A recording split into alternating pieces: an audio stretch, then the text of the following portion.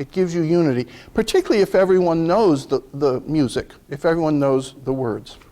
I just wanted to say one other thing about King before we turn to LBJ's speech. Like many wonderful leaders, there is in King a prophetic streak. And he is very well aware of this, very conscious of it.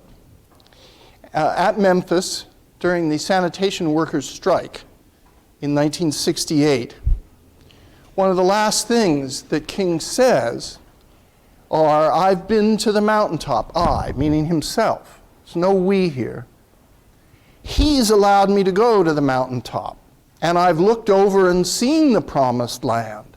I may not get there, but we as a people will get to the promised land. And then I'm not worried. A remarkable sentence. I'm not fearing any man. He's shot very shortly after this. He's assassinated very shortly after this. Mine eyes have seen the glory of the coming of the Lord. He hath trampled out the vintage where the grapes of wrath are stored. All know that as a line from Battle Hymn of the Republic. Yes, Battle Hymn of the Republic. Well, what is this image of? What figure is he acting as a memory or echo of? Moses. Yes, it's the figure of Moses. It's the figure of Moses who did not get to the promised land. If you've read The Grapes of Wrath by Steinbeck, you know that they leave Oklahoma and they're going to California, which is for them the promised land. But one of their party doesn't get there. I think it's a grandpa, is that right? Well, there's a kind of prophetic figure to that. There is going to be someone who gets you there, but who doesn't him or herself get there, which indicates the temporal aspect of this struggle. It's not over, and King knows it's not over. Now, let's turn to Johnson's Voting Rights Act speech. And I want to ask you a direct question about it. Have you all had a chance to read it? Take a look at it? Got to take a look at these texts before we start. That's important. A not insignificant part of this speech is devoted to an overt attempt to establish a certain ethos of the speaker. Where would you say that is in this address?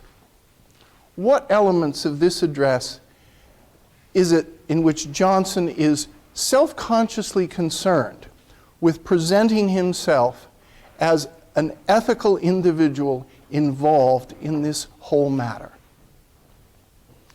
And then you have to ask whether it's successful or not. But there's an entire paragraph where he starts every sentence, "I want to be the president who," and then fills in these goals that he has that he wants people to see him as. Yes, and how about his own personal history? Is that mentioned in this address? He talks about how he's from the South, how he's grown up exposed to a lot of racial issues. Yes, not only that, he's quite specific about his teaching and about the children he's taught. In other words, he's putting himself forward here as someone who has had a personal and direct experience in all of this. And there may be some truth to the notion that politically it might have been a Southerner who could have done this in a way that a Northerner might not have been able to do this.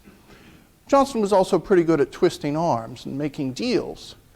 But nevertheless, and he presents himself with this ethos. So if you look through this speech, you'll see too that Johnson calls on history, he calls on experience. He says basically history and experience tell us that in order to get what we think is right and just, what we have now is insufficient. It hasn't worked.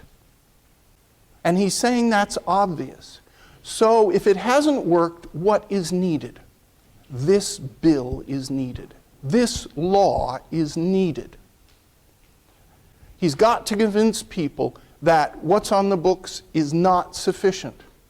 So that's why in this address, he is not afraid to say at a couple junctures, and it's a claim, but he's not afraid to say that in support of the destiny of democracy and the dignity of man's, experience has clearly shown that the existing process of law cannot overcome systematic and ingenious discrimination. How's that word ingenious? What does he mean by ingenious discrimination? That's a positive word yoked to here a negative quality. What is ingenious discrimination? To me, it sort of implies that there's like a premeditation or a thought. Yeah, a kind of a hidden premeditative mode of discrimination which is very difficult to root out and which current laws have been unsuccessful in approaching. In other words, people have put a lot of thought in how to discriminate. They put a lot of thought into poll taxes or literacy tests, or they put a lot of thought in how to order what congressional district lines are drawn. They put a lot of thought into various things that will cause discrimination. So he comes back to that again a little later in the speech and says, experience has plainly shown that this is the only path to carry out the command of the Constitution, a congressional action, passing a law. And then farther along on page 262,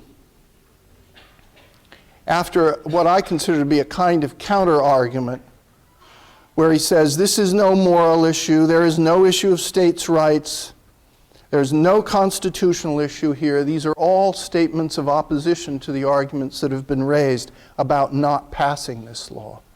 Then he echoes the song of many marchers and protesters, and we shall overcome. As a man whose roots go deeply into southern soil, I know how agonizing racial feelings are.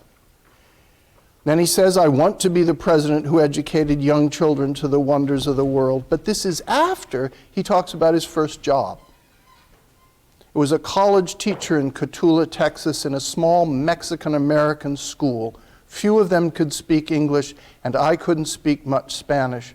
My students were poor, and they often came to class without breakfast. So, in a sense, Johnson is putting himself forward. Now, this is risky.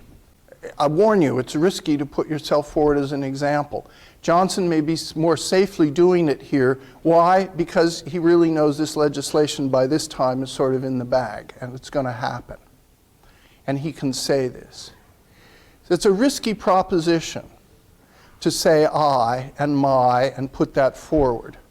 It's so risky that, in fact, there were other times in Johnson's administration where I think it backfired on him, because I can remember him myself in my own memory, getting up in front of various charts and saying, my helicopters and my ships, talking about Vietnam.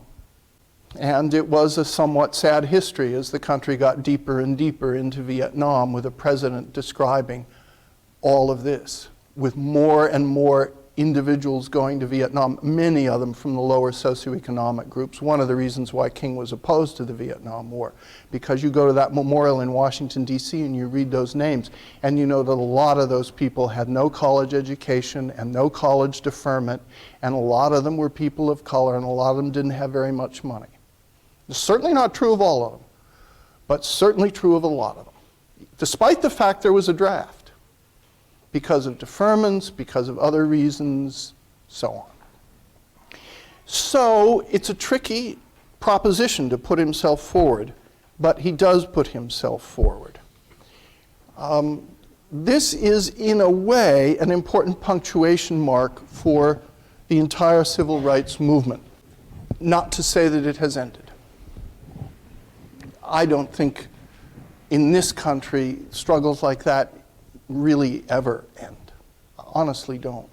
That's why I think there's that phrase, in order to form a more perfect union. Meaning in order to form a better union, to make it better. When you look at John Quincy Adams' first lecture on rhetoric and oratory, and he makes that division between rhetoric as something which is theoretical and oratory which is practical, there's a couple of other things he says which I think are important, and I want to point them out before we end today. He says the connection between genuine rhetoric and sound logic is indissoluble. In other words, really good rhetoric does not try to pull the wool over people's eyes. It doesn't try to shortchange on logic. It shouldn't do that. And he then talks about the peculiar utility of the art of rhetoric in the situation of this country. And he talks about the various professions. He talks about the pulpit, teaching, and the bar. And all of these lead Адамс to, he's talking to students here in the college, to say this is something which is going to hold you in good stead. It's going to be something not just that's useful, but is useful for society. It makes a difference to speak well for society and to be honest about that and to be able to criticize the speaking of others and receive criticism of your own speaking. Is it messy? It is messy. Is there an absolute and perfect authoritative judge of it? No, exactly not. Stephanie, right? Yes. No, there isn't. No one's going to be around to say this person did this and that person did that. What is the best judge of it? I would argue there is a judge of it. What is the best judge ultimately of all of this rhetorical practice? The audience and what's remembered. The audience at the time and history. The audience and history. And is that judgment rendered? Yes, it is rendered. History renders judgments. And they may be revised, but they will be rendered.